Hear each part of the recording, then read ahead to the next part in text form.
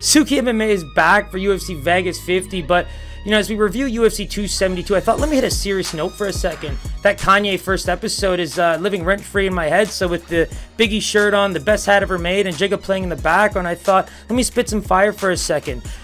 We mentioned back in February that we'd hit the 1 year mark on March 13th of the SookyMMA train we've been riding together, and since then we've been absolutely killing it. We're 35-15 over that 4-card period, and that puts us at a 70% clip of calling every single UFC fight.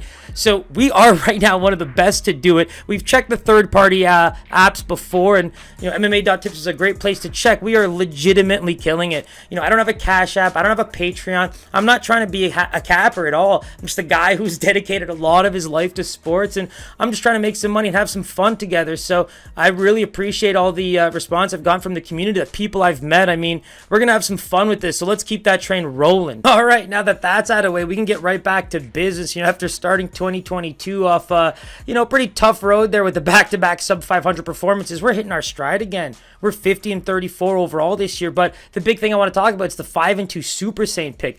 I mean, you think about the trend that we're seeing. We mentioned it in the videos, but with guys like Dawkins, Brahima, and Holland, who are in that -200, -300 range, they're skyrocketing. You pound that under, you take that finish, and you do that 2-team parlay with the money line, because for me, I think in MMA, it's so volatile, but that 2-team parlay, if you can find guys like that, there is tremendous value there. So as we look back at UFC 272 and get ready for UFC Vegas 50, I mean, the co-main event really spells something. It's almost like a graduation stage for me. There's a whole part of my heart that wanted to take Masvidal, and especially Moicano. I think I've mentioned like my long-standing love for the guy, but I mean, you really got to use your brain sometimes if you want to take these kinds of things seriously. And with that said, the Mitchell Barbosa fight's probably my it's gonna sting for a while because it did prevent us from going perfect on the main card. I should have known the takedown defense wouldn't be there and that Bryce would be able to walk through his punches. I just knew it was that close. And I think the heart definitely played a role in how much I believed the striking would be able to keep Mitchell at bay. But, with that said, 4-1 on that main card, and the Hardy fight.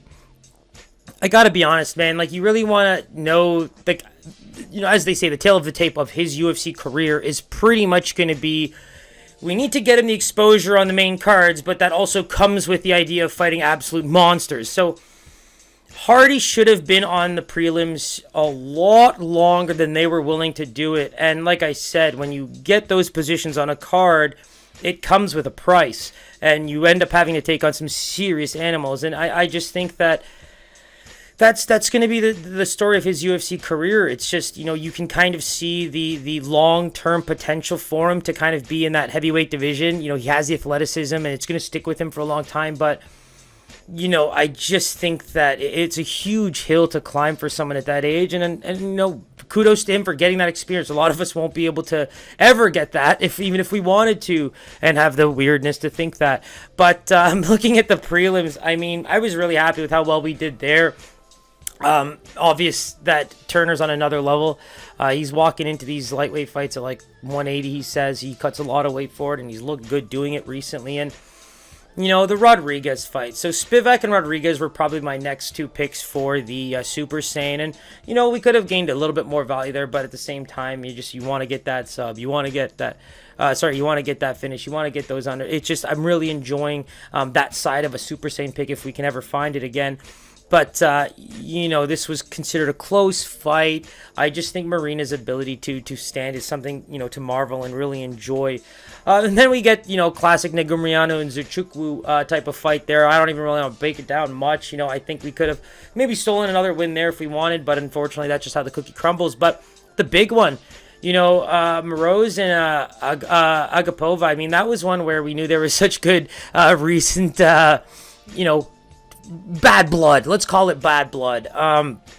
I thought that Moroz looked really good in that one. I think that she had a lot on her shoulders, being the Ukrainian fighter, kind of fighting for a lot more than just herself there, and did a phenomenal job. And let's be real, the prelims after that, I think the fight that I probably called the best was the Klein and Smith fight. I think that was one where I just knew that Klein's ability to keep throwing with that kind of intent over the course of a fight, and his submission ability, all that kind of culminating would have been a good win for him, and it certainly was. Then we've got two where, you know, they kind of fall neutral, and then the opposite end. So Jacoby, I don't know why I ever went against this guy. He's been one of my favorite pandemic fighters, and I've always boosted him. But Oleksiejczuk looks so good in his last fight. And I really thought that he would have a good opportunity from a volume and pace perspective later in the fight. But Jacoby's looking better and better and better. So keep an eye on Jacoby. He's now, I believe, ranked 15th in the UFC. So he's on to big things right now. And that second stint, man, he's giving old guys a lot of things to, look forward to. Nurmagomedov, I think he finished that last fight the same way against Morozov. The way he takes the back, sneaks in that rear naked. I mean, it's elite level stuff. And, I mean, the cherry on top, right? Elliot Ulanbekov.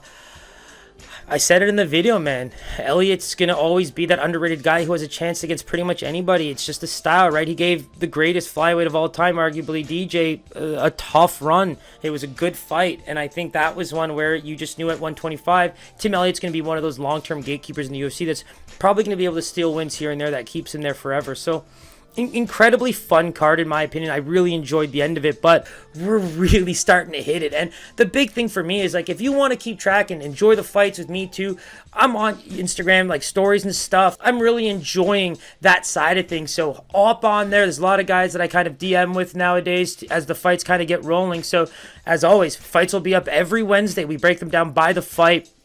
So feel free to check out all the videos that we're going to be getting up there over the course of Wednesday. But I'm ready, boys and girls. It's going to be a fun time, so sit tight, hop in, and let's look at some fights.